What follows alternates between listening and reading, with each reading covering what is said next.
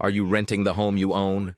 By framing it such as like one of DeSantis's things, which I can see making sense to an existing homeowner, is like, why it's like you're renting your home, right? How can you, you've had your home for this many years, you don't have any mortgage on the home, and they can still foreclose on your home because you can't afford to pay your property taxes, right? Like that's an issue that will resonate with homeowners. And why do I have to pay the government for me to own my home? I've owned this for 40 years. I'm still paying rent essentially so that I can rent my land from the government every year. And I think there's some teeth to that. I saw when he argument. said that, now I'm playing the other side, right? But I saw that when he said that, that was a pretty powerful statement. I saw it on TV when he made that statement. But let me ask you this. Somebody's got to pay for these services. Yes. Right? So you also use the services by living in the county, so right? So the thing is, you're using the services, you're using the water lines that are going to have to be replaced at some point, right? You're using the power lines that have to be replaced. The streets got to be repaved, right? Cutting the grass. Those things, aren't you paying all of that stuff? The utility company? So,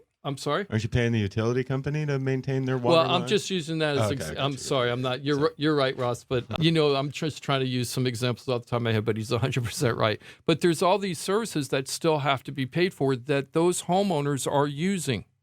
So, how are they going to be participating in that? Shouldn't they be participating in that too, the services?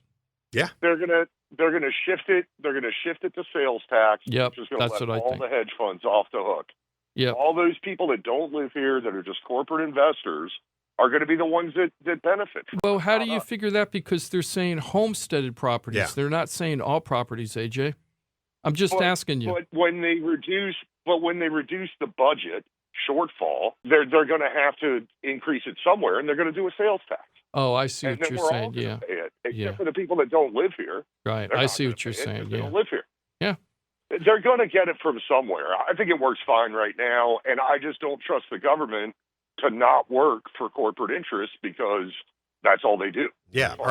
Track record. Are they inventing a problem that doesn't exist? Exactly. I don't know. Profit. Well, Anyway, that's what I had to say, guys. And AJ counts because he also is a Florida boy, born and raised here like Ross. That's so right. he gets to have more say than some of us carpetbaggers. AJ, thanks for your 2 cents, and thanks for listening on a Saturday, brother. We'll get you in studio before you know it.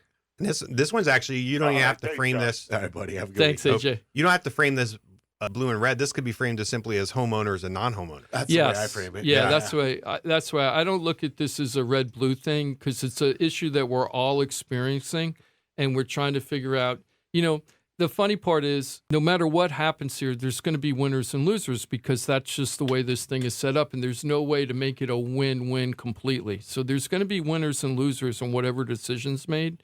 It just depends on, what is going to be improved and what is going to be taken away, and nobody really knows that right